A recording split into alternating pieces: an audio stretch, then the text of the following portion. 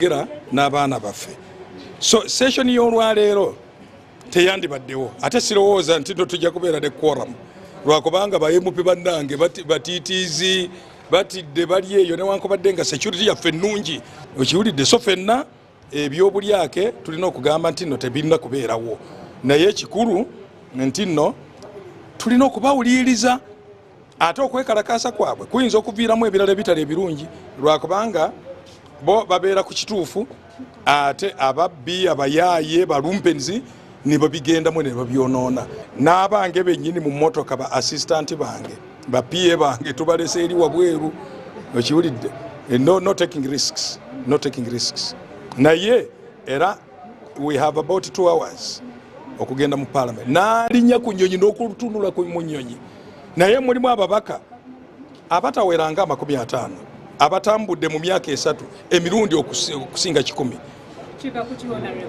ate nze mmanya ate yo nga si corruption mbabuuliddeko mwe muli investigative journalists mugende mu byekanye mujja kulaba ababaka balina okugenda mu maaso n'okukyekenneenya kizibu ki ekireetera bannayuganda okubeera nga bagezaako okwekalakaasa newankubadde nga wabaddewo ebigambibwa nti nga waliwo obukumpanya saako obulabbayo obulabikiddeko mu bannayuganda naddala mu bamu mu bakungu ba gavumenti era n'abantu ne basalawo nga bwe kikwatibwako butereevu kusiga erimu erikola gavumenti ery'ababaka okubeera nga bano bwe baleeta ebiteeso byabwe balaze nti bannayuganda bakoye kibayita obubbi obuli mu gavumenti obukolebwa abantu abamu era nga bano basaanye kikomezebwa eddala okusobola okufuna ebyetaagisibwa okukola ng'amalagala mu malwaliro saako n'okukolebwa enguudo n'ebintu ebirala ebyenjawulo ng'ababi b'omusolo.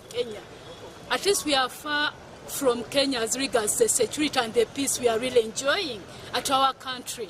However much whatever they misuse the term peace and say that we shall not eat peace, but it means a lot. Right now when you really verify most Ugandans, we can't be dismantled. We fear the whatever negative characters that were in Kenya.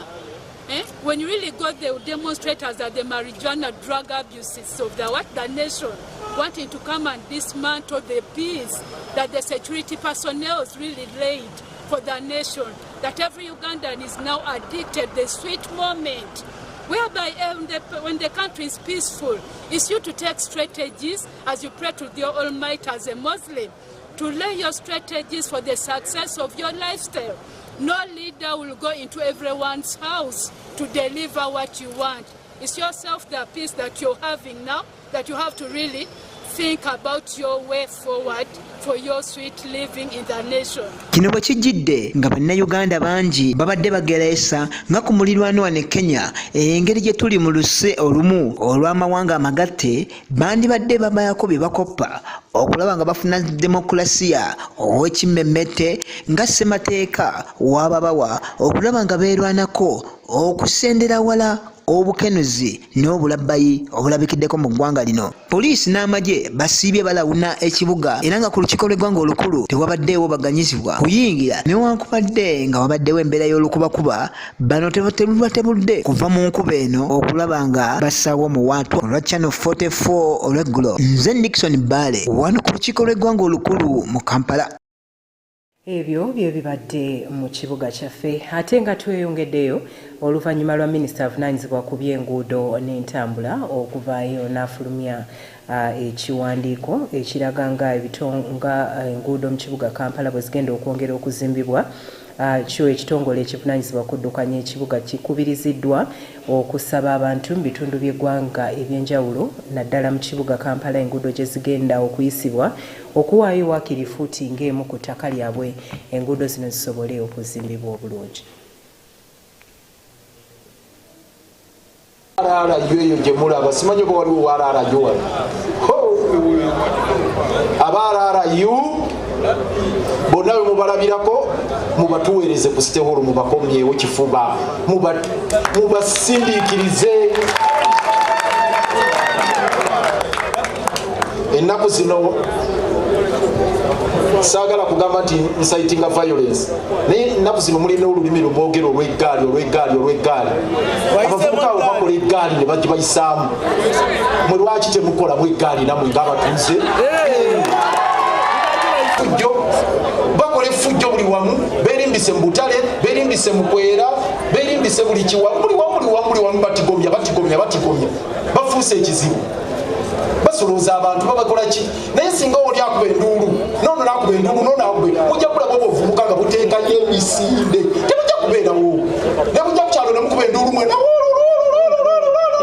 abalina firimbi ne muzijjayo abalaki muzijjayo nabo obutya nga budduka naye ne mudda ne batigomya ne mukkiriza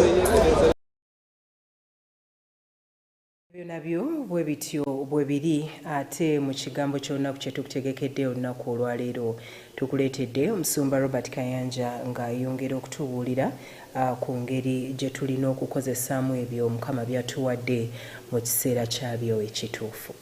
Omusumba Robert Kayanja agamba nti kirungi okukozesa ky'olina mu kiseera nga bakyakyetaaga kubanga buli kintu kiba n'ekiseera kyakyo. Whatever you have is in demand. Buli ky'olina bakyetaaga at that time. Mu kiseera ky'oba okiyina. There comes a time waliwo ekiseera that what you have nga ky'olina is no longer needed. Tebakyakyetaaga. Is no longer in demand. Tekikyali katale. God, today there is a great desire waliwo okuyaaya n'okunene and a high respect era n'ekitiibwa ky'amaanyi black people in Europe right now.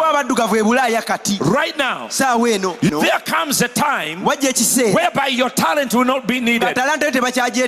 So if you don't step in right time, if you don't step in when you are needed, you will never be needed. The reason why, and I'm going to say this, the reason why I had my wife speaking to her daughters about relationships, and they were talking on the side of the house, but I was passing by, and she said to them, she said, listen, there are times you are on the highest of your height. You are the most beautiful. You are the most talented. You are fantastic. Wow. He said at that time, everybody's eyes will be on you. But if you think that moment is going to last forever, you will miss the greatest contact you could ever get. Because you think it's going to be constant all the time. And everybody who comes to you, I want to marry you. Say, you're not tall enough, you're not big enough, you're not great enough, you're not wonderful enough. I'm still beautiful. And I believe many of you have suffered that. There was a time 10 men could come to you. And they say, we want you. You are wonderful. And shut up. You're not good enough. Now 5 years later, you are looking in the road and nobody is coming. People of God, you strike the iron while it is hot. While it is hot, you strike the iron. And this is the time. So how do I fear the Lord? I say yes to his command. That's how you fear God. When God says something, get up and do that. You don't say, well, I don't have this. No, you say, Lord, time when the Father orders you, and he said, I want you to do this. Don't say, Lord, I'm in Karamoja. Lord, I'm finishing the chat. Lord, I'm doing crusade. Yada. You simply go because he knew you before you were in the womb of your mother. He knew you that yesterday you were involved in this, and he understands. But he's a God who's going to cause you to do all things. Oh, come on, somebody clap your hands to Jesus. That's how you start obeying God. That's how you start fearing God. Because when you hear his voice, you can't harden your heart. You cannot harden your heart. Because your obedience is better than sacrifice.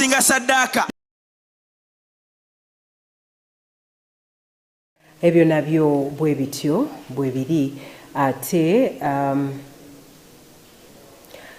omumyuka wa sipiika wa Parliament avuddeyo n'asaba akakiiko akavunaanyizibwa okukwasisa amateeka mu Parliament kaveeyo kwongere okunnyonnyola ku bigambibwa nti Parliament efumbekeddemu obuli bw'enguzi naddala mu bakamishona nga kigambibwa nti kino kyekiviiriddeko n'abavubuka abadde baagala okwekalakaasa okubeera nga bakola kino.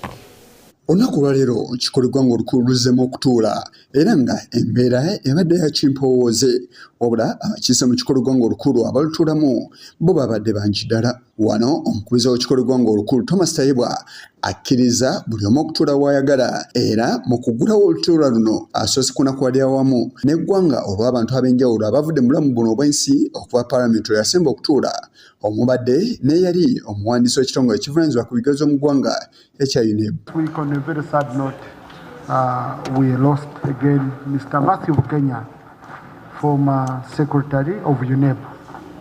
Most of you on your academic documents, you will see the signature of Mr. Matthew Kenya, and really very, very sad, very, very sad.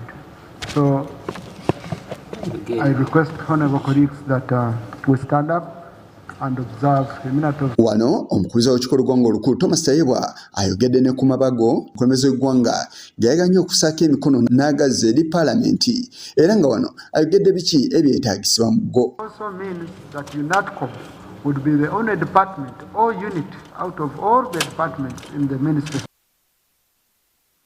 In view of the above implication, the section should be deleted from the Act. 43, Clause 6 of the Higher Education Students Financing Amendment Act 2024 on savings should be deleted because it is not applicable to employees, to Higher Education Students Financing Board staff.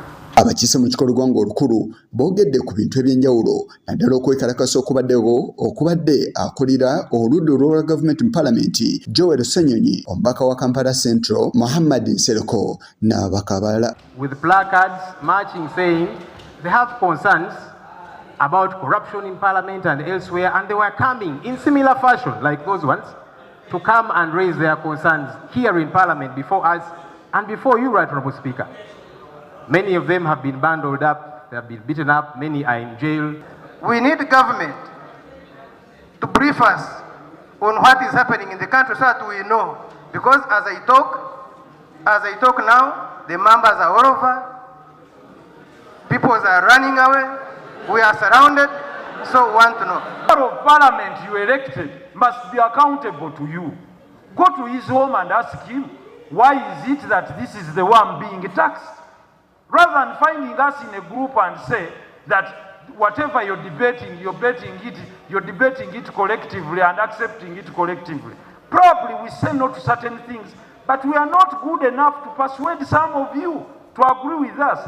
Therefore, if your constituent is discontented with what we are debating, I support them to come to your home and ask you as their member of Parliament as to why they are unemployed. Wabula Thomas Tayibwa alaze nti abadde tannaba kumanyisibwako ku nsonga kulwaki abantu bano bagenda maaso n'okwekalakaasa era nti kyandibadde kyamakulu nnyo okubeera nga bawandiika mu butongole okikolebwa ng'olukulu olukubaganya ebirowoozo ku nsonga zaabwe. I will not move from my chair to move around to start looking for people, to soliciting for petitions from the public. When we are a formal institution that has formal structures, I request if there is anyone, the address of Parliament is known. If there is anyone who wants to bring a petition to Parliament, let them write to the leadership of Parliament. We shall guide them on how to bring the petition. And we shall receive it if it's coming. But now, if you want to bring a petition to Parliament, you write to police. You don't inform me. I also go read through news and all that.